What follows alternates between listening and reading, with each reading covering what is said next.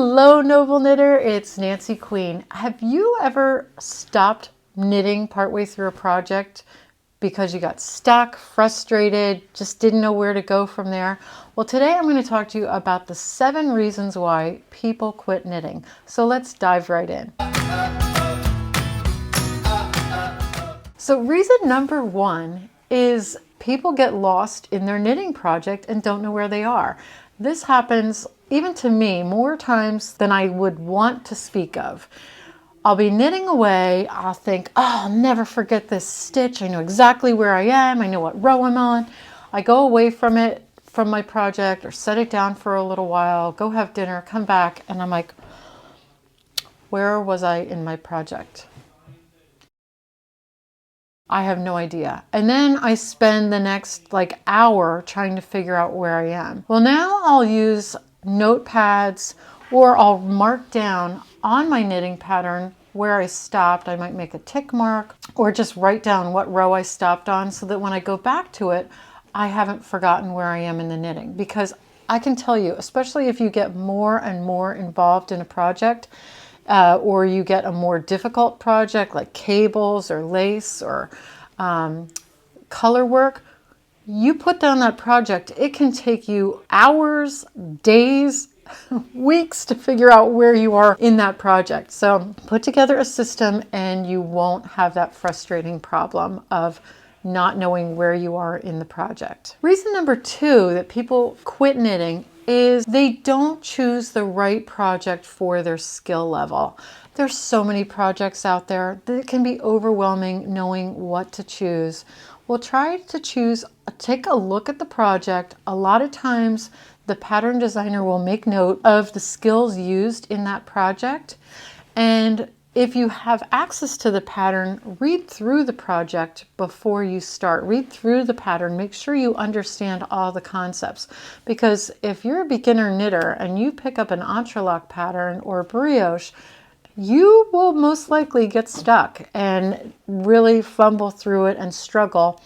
And you want to see knitting success. Even if you're a beginner, advanced beginner, you want to get through a project. You want to get lots of quick, easy projects under your belt so that you have knitting success, so that you don't get frustrated.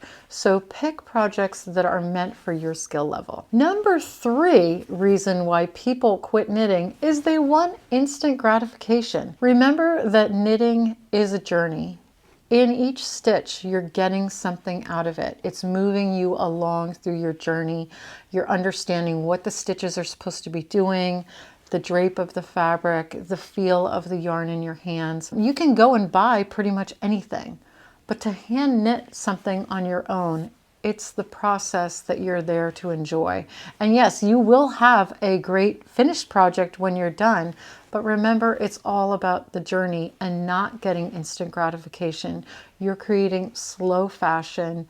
You're creating something that you've made with your own 2 hands that you'll have for a very long time, or a gift that you'll be able to give to someone that you can say you created on your own.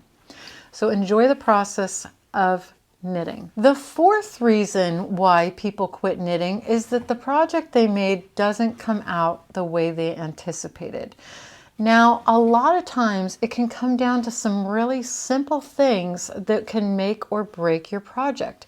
Number 1 is knitting a gauge swatch. If you're knitting something like socks, a hat, a sweater, mittens, something that is actually fitted somewhere on the body so that the project comes out as intended. Gauge is super important, like the number 1 most important thing, because what you're doing is you're taking a look at the knitting designer's gauge and you're comparing your gauge to their gauge and you're seeing how you line up. You may have to go up a needle size, down a needle size to match how they knitted. And you can't say that you always knit to gauge because the designer's gauge changes from project to project because there's hundreds of thousands of designers. So you always need to do a gauge swatch to make sure that your stitches per inch or over 4 inches match up to what theirs are, so that the project comes out as you expect it. Another thing is people choose the wrong materials. So if a project calls for a cotton yarn, you don't want to choose necessarily a wool or silk yarn, because the drape will be completely different, and it does make a difference in the overall look and feel of your finished project. So choose materials that match closest to the recommended materials and yarns chosen for that particular project. And the next reason they have is that they use sloppy finishing.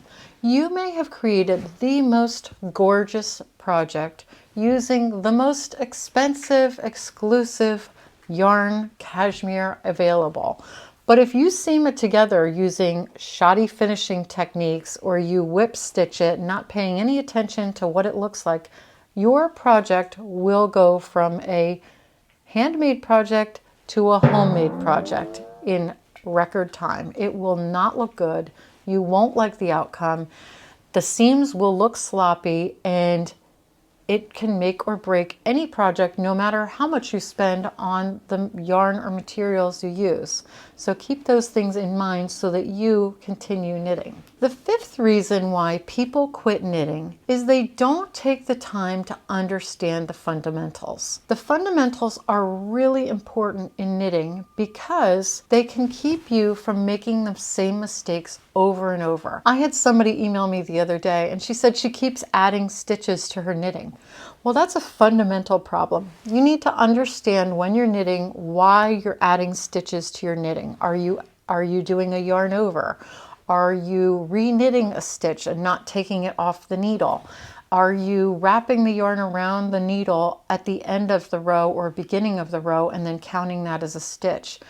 There are quite a few reasons, and the more you understand the fundamentals of knitting and why knitting looks the way it does and what the stitches are supposed to look like, you will be less likely to quit knitting because you have a grasp of the basics. Number 6 reason why people quit knitting is they get start-itis. They get overwhelmed, they go to a store or go online, they get all these projects, and then they get completely overwhelmed by starting too many projects. So especially when you're a new knitter, you want to stick to 1 or 2 knitting projects and see them through to completion before moving on to the next. I know it's kind of a standing joke in this yarn world where we'll ask, how many knitting projects do you have going right now? And it is not uncommon to see at least a dozen or more projects, because we all love starting new projects. There's the excitement and the choosing of yarns and the possibilities of what you're going to create. However, when you're new to knitting, it can be very overwhelming, especially when you're slower and you're just getting through it and you're trying to understand concepts and basics. To keep starting new projects, then you don't know where you are and you don't really see anything complete, and you think this knitting just isn't going well. I'm not finishing anything, because you have too many projects going. So pick 1 or 2 projects.